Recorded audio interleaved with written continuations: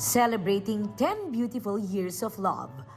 Matapos muling maglakad sa aisle ng simbahan para sa kanilang renewal of vows, nagbakasyon sa Dubai sina Kapuso royal couple Ding Dong Dantes at Marian Rivera. Napa-throwback pa ang dongyan sa kanilang prenup photos 10 years ago.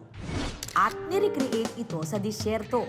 Extra special dahil syempre kasama na ang kanilang two beautiful children na sina Zia at Sixto. To complete their Dubai Desert Safari experience, nag-sandboarding pa si Mommy Yan with Sixto na halatang enjoy na enjoy. Binisita rin ng Dantes family ang Museum of Illusions at nag-post ng kanilang nakakatuwang mga litrato.